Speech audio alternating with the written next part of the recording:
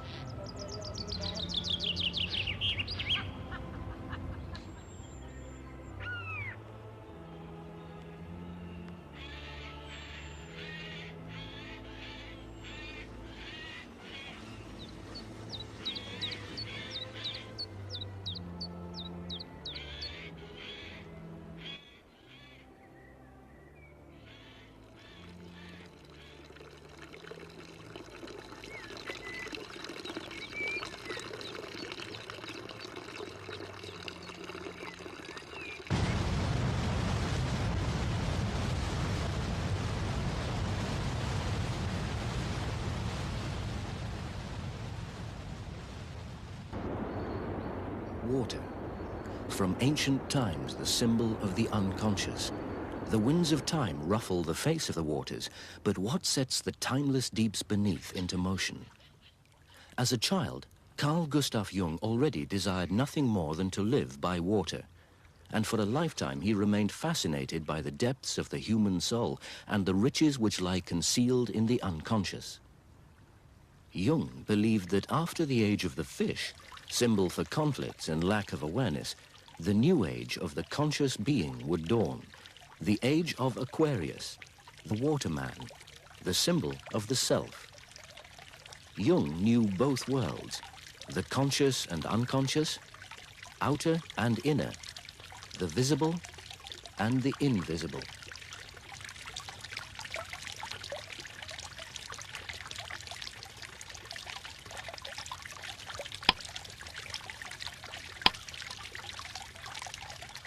Carl Jung never shied away from the demonic power of the unconscious.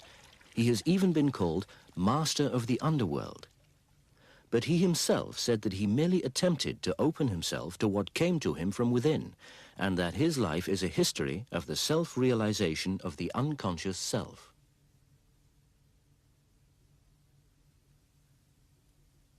Is it true, as Jung thought, that this division between conscious and unconscious is present in all our lives? Or is his own case an extreme one?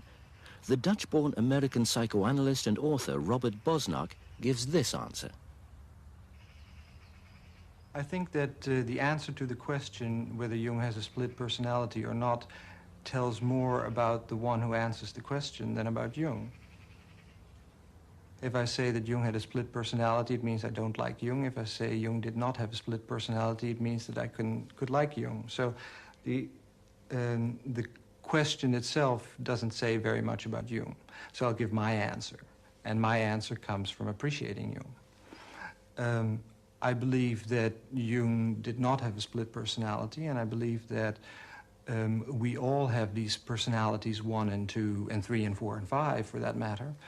And where there is one personality that's involved with the exterior world, that is your presentation to the outer world, that is the way that you look to other people, that's the way that other people see you, which Jung later came to call the persona. And then there is this part of yourself that is involved with the depth of your being, and that is involved with questions of spirit and soul and with the intimacies of your heart. And that would be personality number 2. So I do not think at all that Jung is a split personality.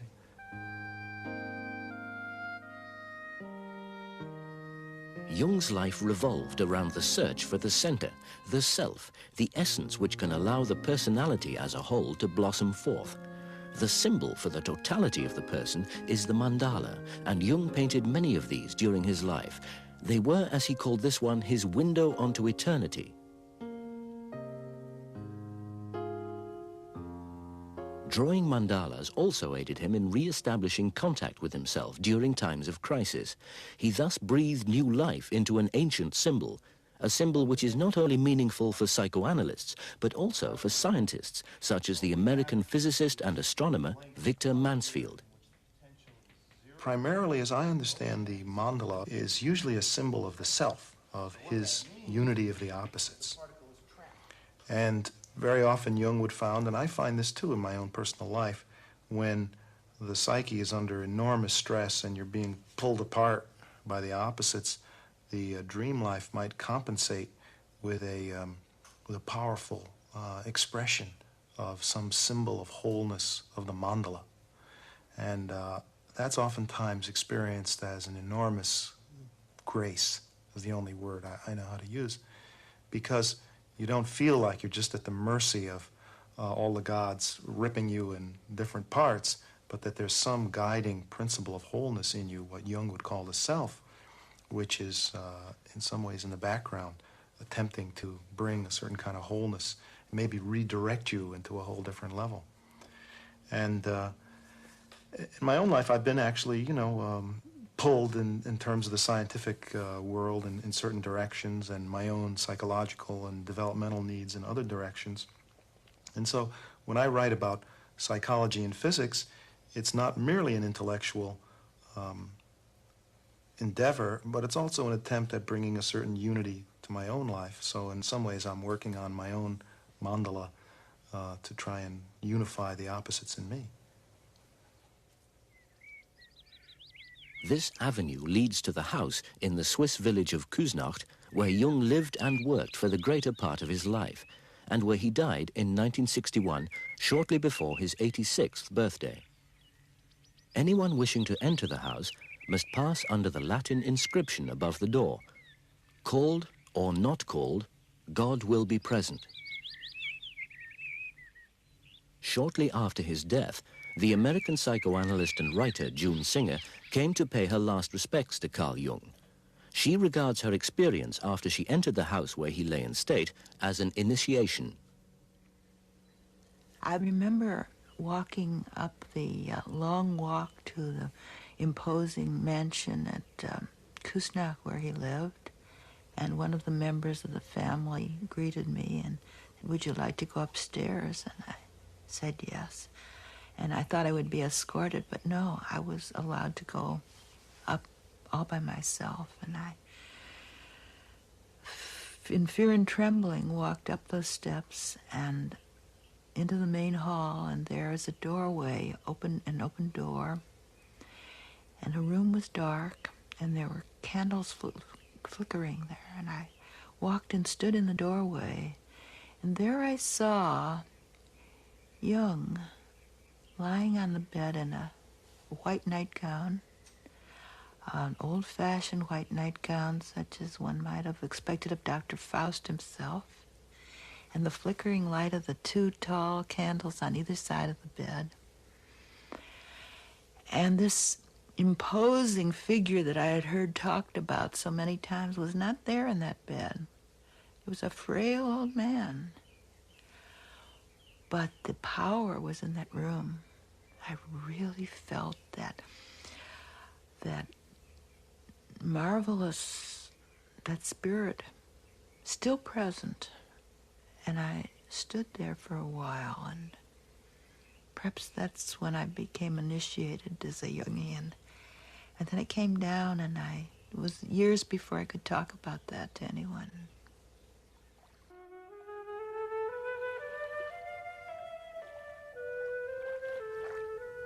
Water, the symbol of the unconscious. In the words of the Chinese sage Lao Tzu, it flows to those places disdained by man. Jung followed the course of the deeper currents and was in consequence both revered and reviled. Against his will, he even became the father of a new tradition, the Jungian school, but he himself was a man of humility. When people say I am wise or a sage, I cannot accept it. A man once dipped a hatful of water from a stream. What did that amount to? To some extent, I perceive the processes going on in the background, and that gives me an inner certainty. I do not know what started me off perceiving the stream of life. Perhaps it was my early dreams. Knowledge of processes in the background shaped my relationship to the world early in life. As a child, I felt myself to be alone, as I am still, because I know things and must hint at things which others, for the most part, do not want to know.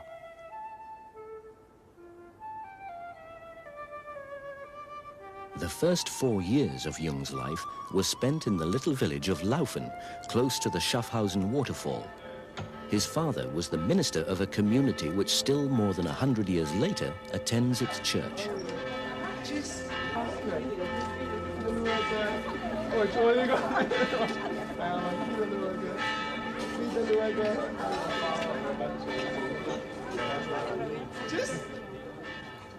Jung later remembered with affection this farmer, who was both gravedigger and sexton of the old church.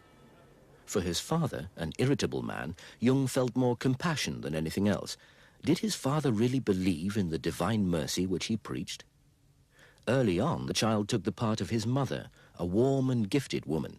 He felt a kinship with her ability to see behind superficial reality. His parents' marriage, Jung said later, was not a joyous partnership, but rather a long test of patience beset by many difficulties.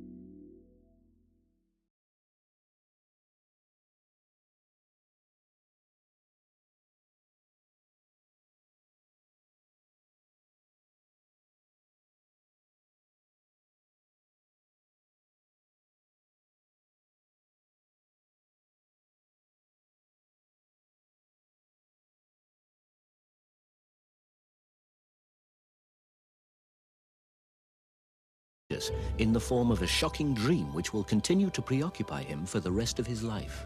In my dream, I was in the meadow behind the vicarage where I often played. Suddenly, my attention was drawn by a place in the earth where I felt there must be something beneath. I ran forward curiously. There was an entrance covered by a green curtain. I pushed it aside and saw a stone stairway leading downwards into the dark. Hesitantly and fearfully, I descended.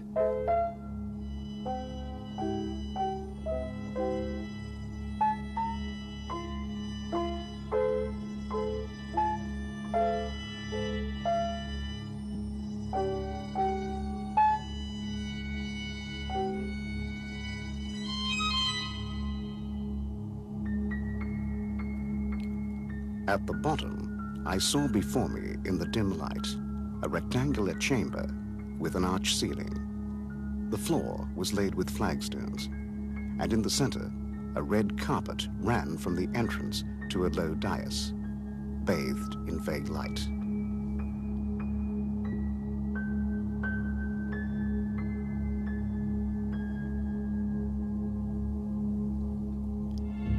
On this dais stood a wonderfully rich golden throne, which seemed to be connected by roots to the depths of the earth, and something was standing on the dais.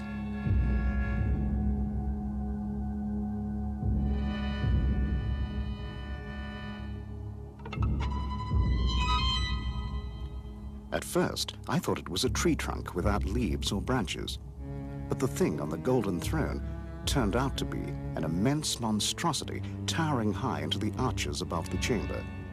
It was bathed in soft rays of light which seemed to come from nowhere.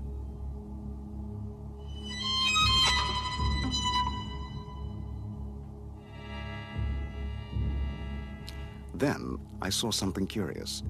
The thing was made of skin and naked flesh, and on the very top was a single eye staring motionlessly upwards.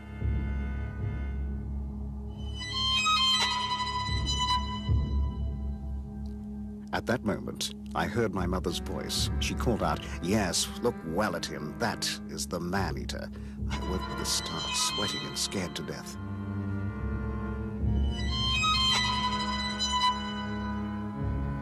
Who was it then who disturbed an innocent childhood with dark suspicions and deep wisdom? Who else but that alien guest who came both from above and from below? Through this childhood dream, I was initiated into the secrets of the earth, and in this, my spiritual life found its unconscious beginnings.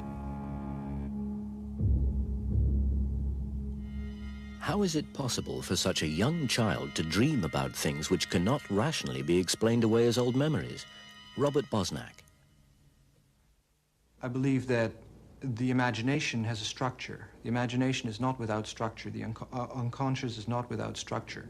There are proclivities. There are proclivities to imagine things in certain ways. And in many cultures, there are all kinds of images that come up that you can also find in other cultures. The phallus, for instance, you can find in many different cultures. You can find it in Egyptian culture. You can find it in Greek culture. You can find it in Indian culture. In many different places, the same image comes up. So there is some form of structure to the imagination, and Jung calls that an archetypal structure. And that structure of the imagination brings forth certain images with a certain amount of regularity, and therefore it is not necessary as an individual to already have experienced these images. We must remember that Jung was male. I'm not sure that a woman would have ever had that kind of a dream. But since males have been the ones who have, at least in the Judeo-Christian culture, formed the God concept, or at least given representations to it, it seems that the male aspect of God is much more evident. And the phallus dream shows that male aspect in all its power, its wonder, and its terror. Because I think that the phallus is all that for men and for women.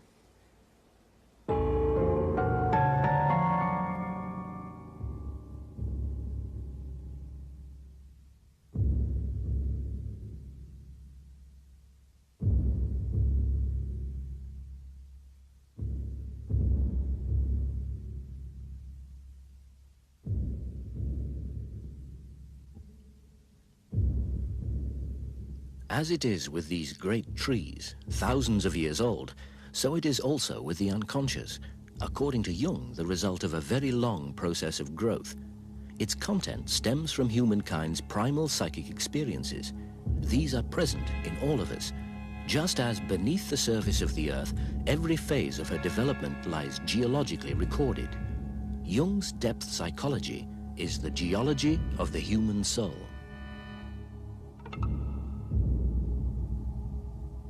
This sexual symbolism, according to Jung, alludes to human psychic totality, to the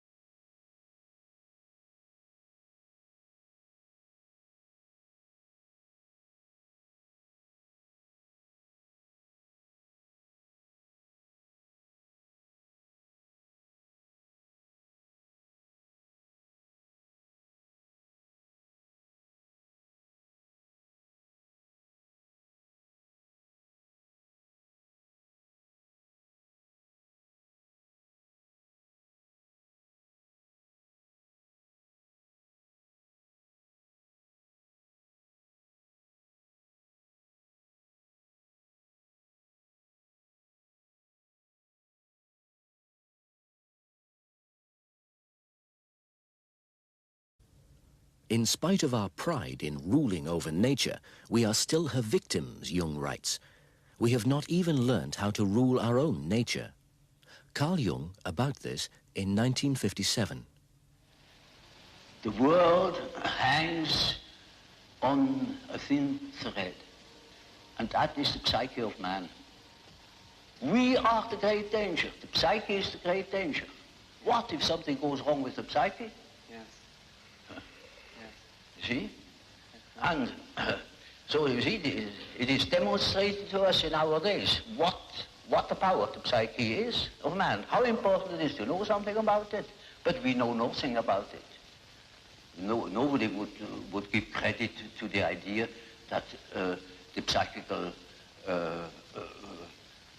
processes of the ordinary man have any importance whatever.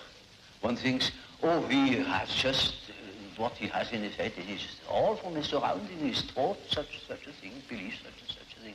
And particularly if he's well housed and well fed, then he has no ideas at all. And that's the great mistake.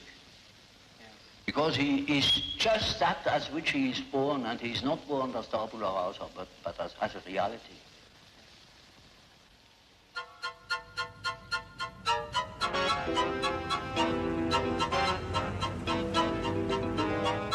Carl Jung's belief was that a lack of awareness leaves us prey to our own psychic underworld. There are no longer gods we can call on for aid, because in our arrogance we have driven them out of the forests, rivers and mountains. We have thus lost contact both with nature and with ourselves, and what we have dubbed progress has caused a very great deal of suffering. I believe that it is very dangerous to believe that we can end suffering, because what I saw in political work that I've done is that people believe that you can end, for instance, world hunger, and you work and you work and you work and you work, and after 10 years there's still world hunger. So if you think that you can eliminate everything in a short period of time, or that you can eliminate anything at all, then you will burn out and you can no longer work on it.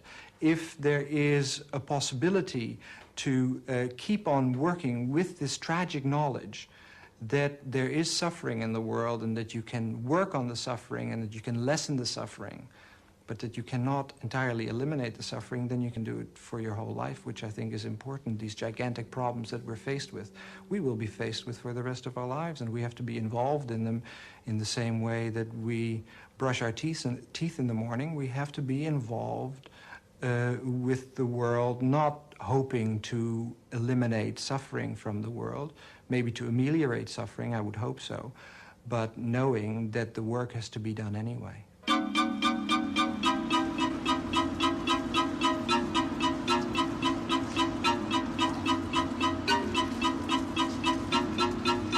you look around and you ask yourself, what does the modern government, a modern person really invest themselves in, let's say in terms of dollars and cents or emotional energy and so on, you see that the current God is the God of science and technology. Where does the United States, for example, put its money? Star Wars, superconductors, super colliders, and so on. No one's building Chartres anymore. No one is building the pyramids. So just on that level, it's quite clear, let's say, which is the current religion. Even though most people wouldn't like to think of science and technology as a religion, it has that kind of commitment from the populace. It has that kind of devotion.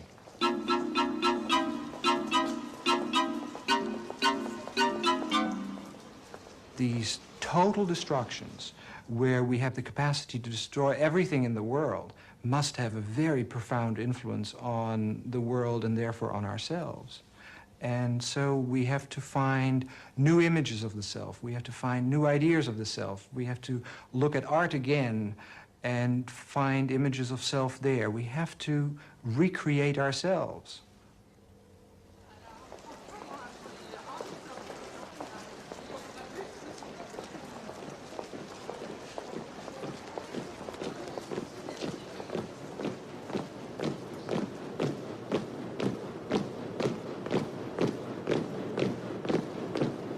The political situation and the devilish triumphs of science shake us with dark forebodings.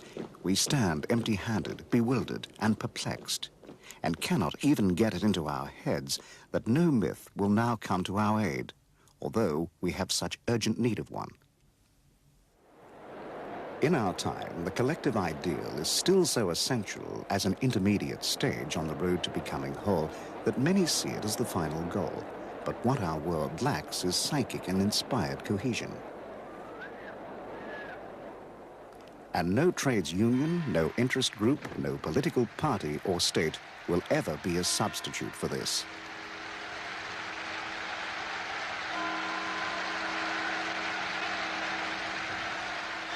Because every process of becoming whole must begin somewhere, it will be the individual who will experience it and bring it into being.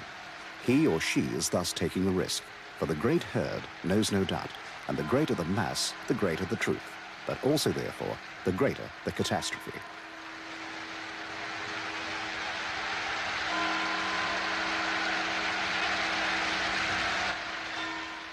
This reminds me of a notion in Tibetan Buddhism, the so-called divine pride.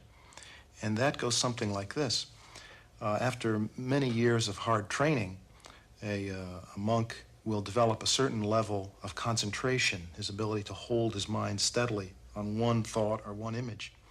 And at that stage, they then will be given the exercise of imagining a deity, one of the gods in the Tibetan pantheon. Now, this is a very hard job, and only a person who has really developed mental skills can hold the image steadily in mind. But once that image is actually concretized and held with a certain kind of fixity and vividness, it's an overwhelming experience. And the natural thing is to develop a kind of divine pride that I have created this God. I am the master of this deity. And of course, that's disaster. However, the safeguard for that in the Tibetan tradition is this deep appreciation of the emptiness, of the lack of independent existence of both the deity and the person meditating. Unfortunately, in the West, we don't have such a safeguard. When Oppenheimer and his crew builds the atomic bomb, they think that they have touched the deepest secrets in nature, and indeed they have. And there's a certain kind of divine pride that is excited there. And unfortunately, most of us who are swept up in this kind of power drive do not have the kind of safeguards that the monastic tradition has developed over years. Jung always emphasized that the individuation process is not just something that happens by myself in my little room looking at my navel. No, the individuation process happens in interactions between an I and a thou, in the intimacy between people, but also in the way that we look at the world and the way that we work on the world. Because the world, being in a constant state of flux, has these images under it that are trying to emerge and that we have to study. We have to begin to understand that the world is created by the expectations that we have of other people. You can see this in, for instance, when the Cold War was still going on, how the Americans thought of the Russians as the empire of evil and the Russians vice versa. And these are all archetypal images that are very important in politics. And so if we begin to understand more that at the depth of the psyche there are these archetypal images going on, moving us all the time, changing us all the time, and we are unaware of it, then we project it onto others, and then we begin to attack others for things that happen to us. I can give you an example from my own practice, for instance, where there is a woman who these days one would call a borderline case, but whatever you call it is not important. But anyway, her self is in a state of such disarray and such explosion and so much all over the place. There's so much destruction going on in herself, so much destruction in the depth of her soul, that she sees herself, her self-image, as entirely innocent, entirely whole, very peaceful, and all these other mean people are doing this to me, and they're doing that to me, and look, they're doing this to me. And she comes to me with stories of how people mistreat her all the time. And that is an attempt to compensate for this state of disarray and destruction that she is in. Now, just imagine that this happens to a country. That a country does not want to see its own sense of destruction. Well, then it will see it in others and will constantly say, look, they're doing this to us, so we have to throw a bomb on them. The process of becoming whole, as meant by Jung, is symbolized by the mandala, the Hindu word for magical center.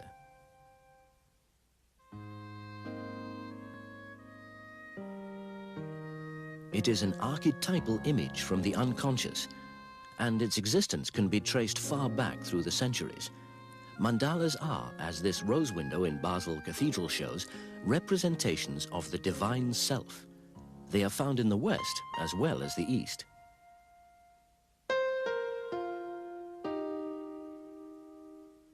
In ancient times, mandalas were used to rediscover the meaning and order of life. The protecting and enclosing circle symbolizes wholeness, while the rectangular form represents its realization.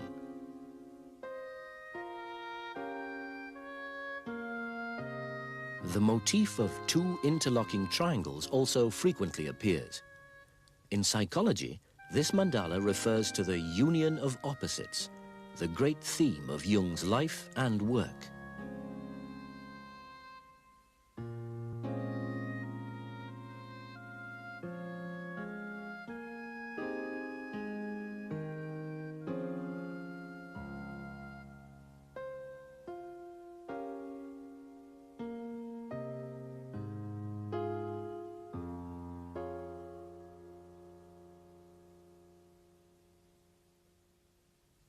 Around 1930, Jung treated a young woman from America who was in a crisis caused by her intellect blocking her emotions. With the aid of the guided fantasy method developed by Jung, Miss X, as he referred to her, portrayed her unconscious emotions in a series of mandalas. The first drawing shows how her lower body is imprisoned within a boulder.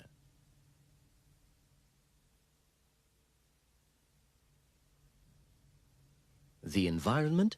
A beach with egg-shaped boulders. But the egg is a symbol for new life and demonstrates that the unconscious self has chosen for self-realization or individuation. In the second drawing, the boulders are mostly round. The flash of lightning reveals that dramatic change is imminent. For the first time, a drawing, the third, is enclosed by a circle, Jung comments that according to ancient traditions, the soul has a spherical shape, and the patient tells him that with this mandala, an immense process of inner activity has begun. Within the sphere, a nucleus has formed, the stylized image of the female sex organs being fertilized by a black snake.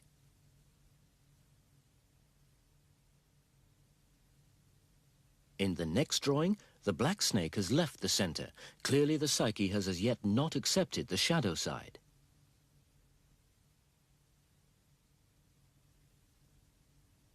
A short time later, the union of opposites is achieved. The darkness of the snake is accepted into the center. Confrontation with the shadow has come, but it has not yet been integrated.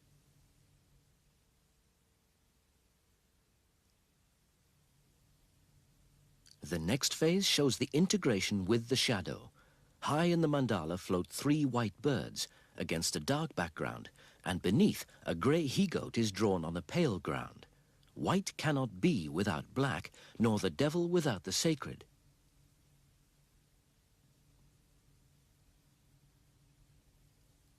And in the center, the soul flower, within which the snake is now incorporated, crowned by the arc of a half rainbow. On her return to New York, her first act is to draw a mandala to compensate for the disturbing influence of the great city. At the top, the union of opposites is depicted in the fire of love between man and woman. The next mandala hangs above the glass and concrete of Manhattan.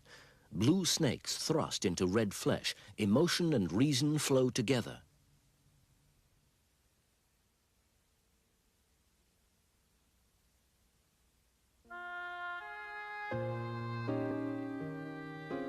And finally, this mandala, forming the radiant high point in Miss X's process of individuation.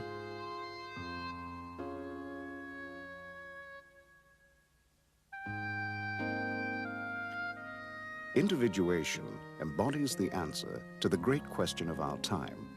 How can our forward-rushing scientific and technological thinking be reunited with the unconscious?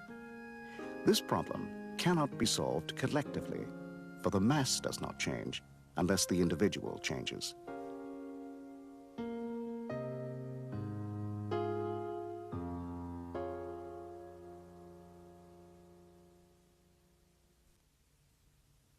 In 1895, at the age of 20, Jung begins his studies at the University of Basel. 5 years later, he qualifies as a physician and chooses definitively for the practice of psychiatry. 2 years more and he achieves his doctorate with a thesis on occult phenomena. Spiritualist seances with his cousin Helene Preiswerk allowed Jung to witness how spirits can be invoked from the kingdom of the dead. The high point of one spiritualist evening was the moment that Helene, in a trance, gave him a mandala through his pen, as he would describe it later.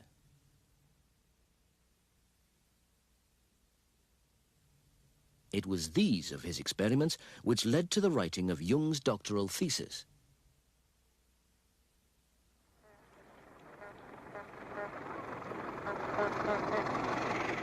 The year 1900.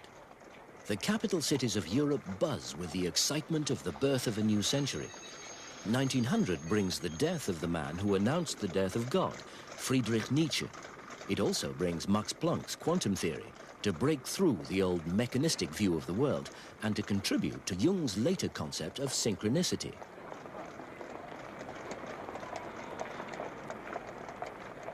And in Vienna that same year, a future physicist and Nobel Prize winner is born. Several decades later, this man, Wolfgang Pauli, will consult Jung about his psychological problems, the starting point of a remarkable collaboration. And finally, 1900 sees the publication by a Viennese psychiatrist whom Jung has not yet met of a book on dreams, Traumdeutung. The name, Sigmund Freud.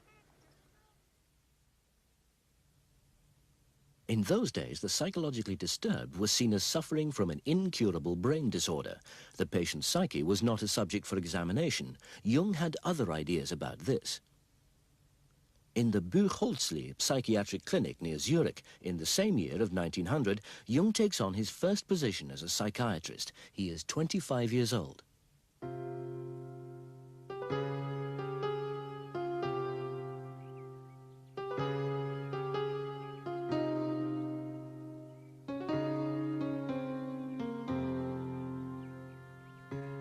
With my work at Berg-Horsley, life took on an undivided reality. It was an entry into the monastery of the world, a submission to the vow to believe only in what was probable, average, commonplace, barren of meaning, to renounce everything strange and significant, and to reduce anything extraordinary to the level of the banal. Through my work with the patients, I realized that paranoid ideas and hallucinations contain a germ of meaning, that a general psychology of the personality lies concealed within psychosis, and that even here we encounter the old human conflicts. Even with apparently dull or apathetic patients, there is more going on in their minds than there seems to be. At bottom, we discover nothing new and unknown in the mentally ill. Rather, we encounter the substratum of our own natures. This insight was for me at that time an overwhelming emotional experience.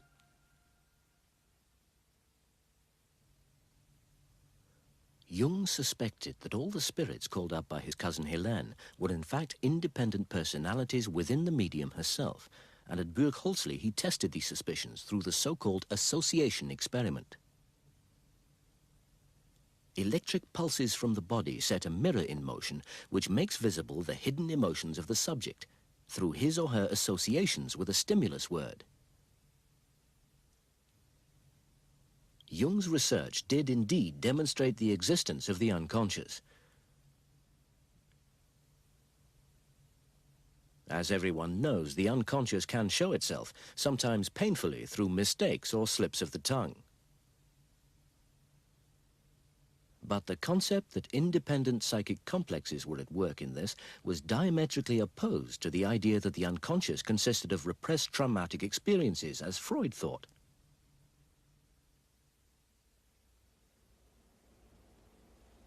Freud and Jung were very much alike in their exploration of the unconscious and their willingness to pioneer in this field that had not been touched before by psychologists.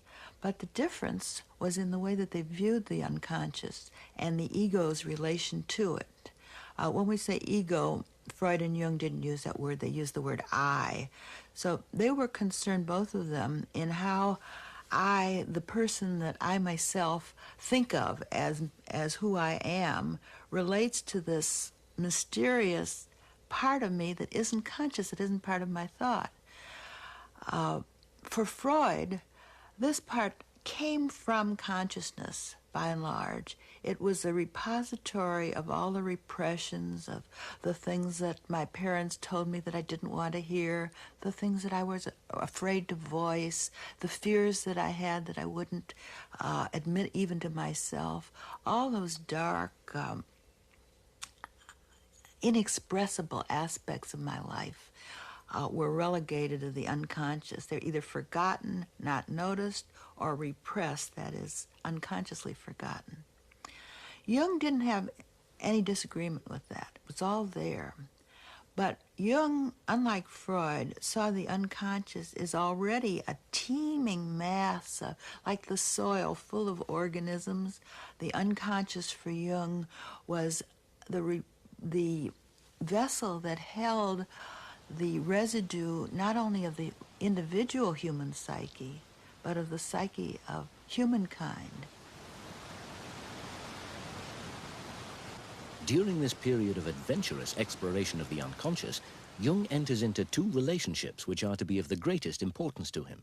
In 1903, he marries Emma Rauschenbach, and in 1907 comes his first meeting with Sigmund Freud, whose controversial psychoanalysis he has already openly defended, and who will, from that first meeting, consider Carl Jung as the son who will one day wear his mantle. As early as 1913, however, this relationship comes to a dramatic end. The breaking point is Jung's book Wandlungen und Symbole der Libido. For Freud, libido is strictly limited to sexuality, but Jung expands it to general psychic energy or life energy.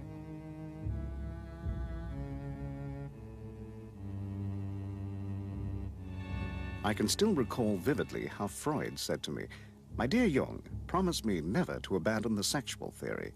That is the most important thing of all. You see, we must make a dogma of it, an unshakable bulwark." He said this to me with great emotion, in the tone of a father saying, "Promise me this one thing, my dear son, that you will go to church every Sunday." In some astonishment, I asked him, "A bulwark? Against what?" To which he replied, "Against the black tide of mud of occultism."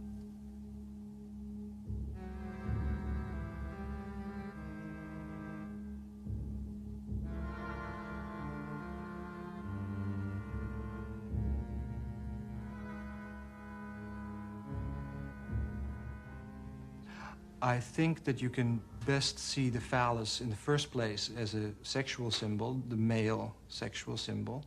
So then it has something to do with male energy.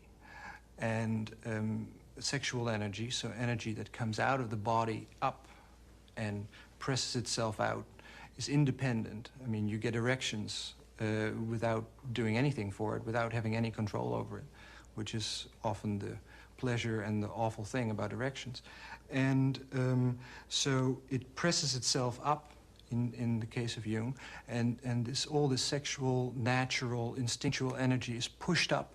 And then with the dream, it ends up in this eye that looks up at the sky. And I think that that would mean for Jung that this libido, this force of nature is pushing itself up and trying to reach towards consciousness. Near the end of his life, Jung writes the following about that period. When I started work on the last chapter of my book, Wandlungen und Symbole der Libido, I knew it would cost me my friendship with Freud. I was seen as a mystic, and that was the end of the matter.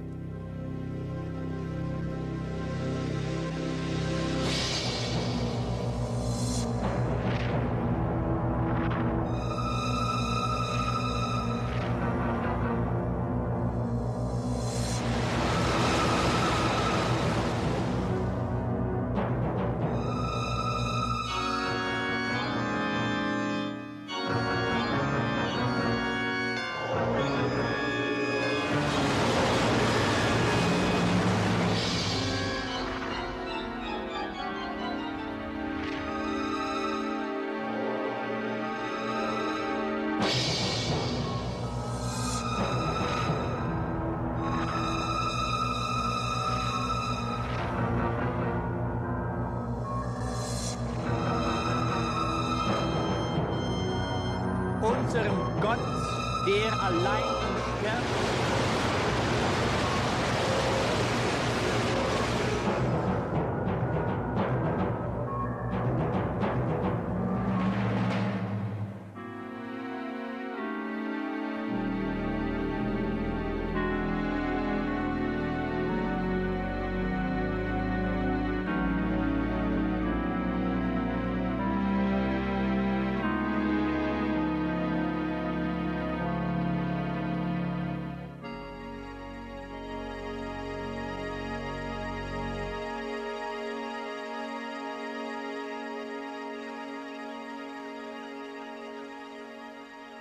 The effect on Jung was very strong, so his whole reality was shook up.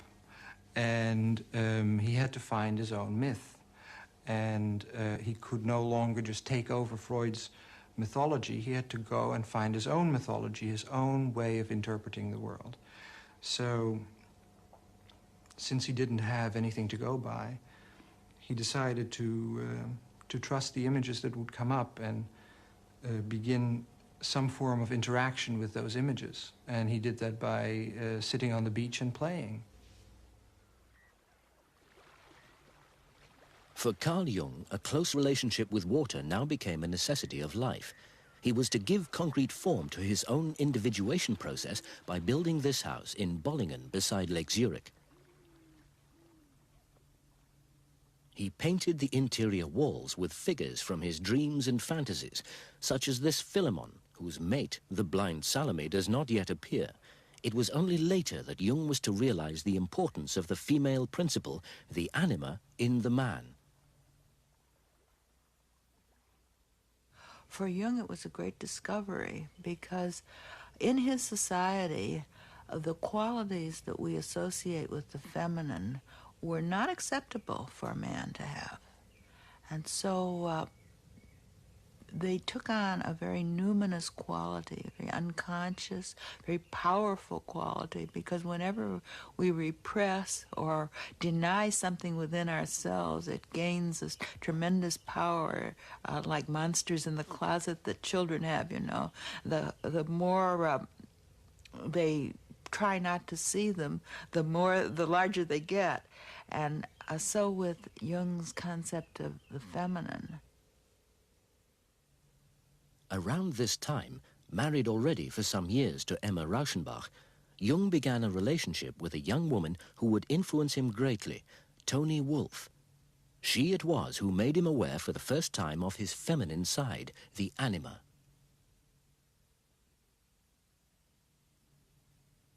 The union of opposites continued to be Jung's central preoccupation, a theme which, to his surprise, turned out to have its roots in the old science or art of alchemy, which at first he had dismissed out of hand as nonsense. Another woman, still young at that time, collaborated with Jung in the study of Gnostic and alchemical text, Marie-Louise von Franz, the archaeologist. He thus unavoidably fell under the spell of the inner gold, the aspiration of the alchemists since ancient times. Jung's academic development was now definitively linked with his own process of individuation. I was being compelled to go through this process of the unconscious. I had to let myself be carried along by the current without a notion of where it would lead me. When I began drawing the mandalas, however, I saw that everything, all the paths I had been following and the steps I had taken, were leading back to a single point, namely to the midpoint. The mandala is the center, the exponent of all paths, and the path itself to individuation.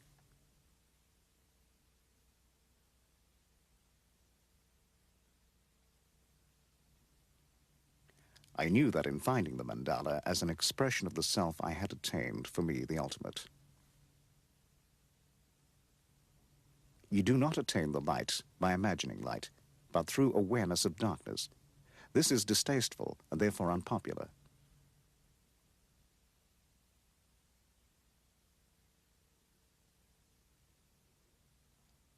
The years when I was pursuing my inner images were the most important in my life. It all began then. The later details are only clarifications of the material that burst forth from my unconscious. From then on, my life belonged to the generality.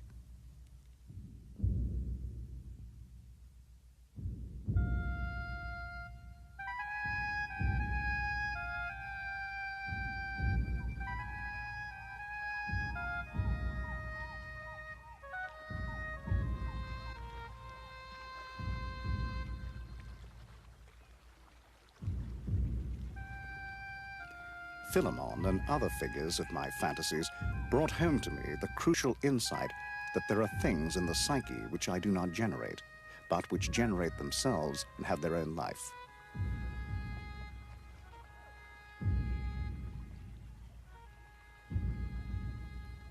Psychologically, Philemon represented superior insight. He was the archetype of the old wise man, and in Bollingham he lives.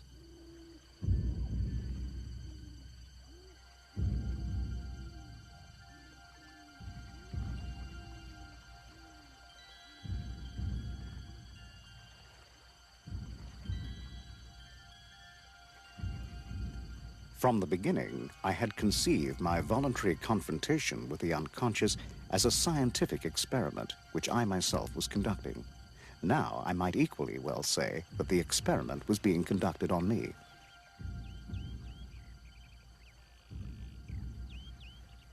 For Carl Jung, the gateway to inner perception was now open, and he began to see the hidden links between psyche and matter. An example. When he had completed the painting of the mandala The Golden Castle and wondered why it appeared so Chinese, Jung received from the sinologist Richard Wilhelm the manuscript of a Chinese alchemical text entitled Das Geheimnis der goldenen Blüte, The Secret of the Golden Flower. Such an unexpected apparent coincidence of events in the world of spirit and the world of matter, Jung termed synchronicity, a phenomenon which even then was already recognized in the sphere of modern physics. Is there indeed some relationship between the colliding particles in an accelerator and the world of spirit, as suggested in Jung's later hypothesis? In classical physics, there's a world of atoms and fields, and then there's the mental world of the physicist. And the great classical masters never worried about how to put these two together. They took it for granted that the material world was the domain that physics studied, and they never tried to address the problem how such two very different principles could ever be related. How could mind know matter? And modern physics has brought that problem up in a particularly intense way.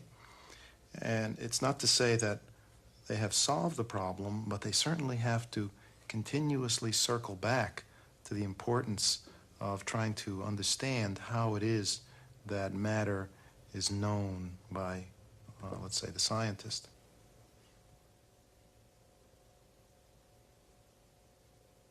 I don't think it's fair to say that we now are developing a theory in physics which ties the psyche intimately to matter. No, that's going too far. I mean, some people would say that, but I think the majority of physicists would not agree with that. What we have shown, however, though, in a series of very beautiful theoretical and experimental studies, is that independent of the present formulation of quantum mechanics, we know that nature has a kind of interdependence at the atomic level that is impossible to understand if you believe in independently existent particles. And of course, Jung made a very big point out of it, and he got a lot of scorn from people too, to say that, you know, there's intimate connections between what goes on in the outer world and what goes on in your inner world.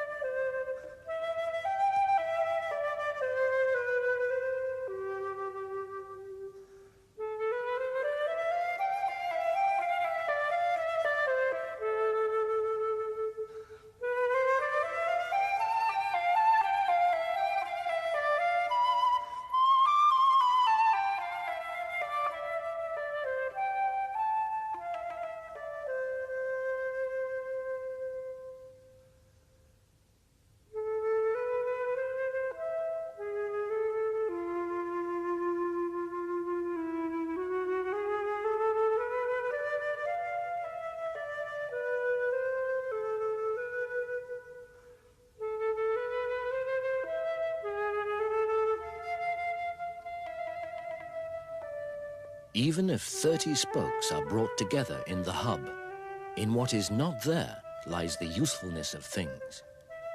Even if clay is brought together as a pot, in what is not there lies the usefulness of the pot. Even where doors and windows are cut out to build a house, in what is not there lies the usefulness of the house. Thus, taking advantage of what is, one makes use of what is not.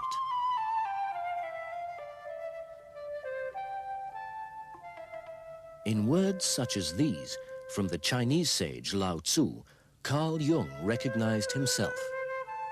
When Lao Tzu says, "All are clear, I alone am clouded," he is expressing what I now feel in advanced old age. The archetype of the old man who has seen enough is eternally true.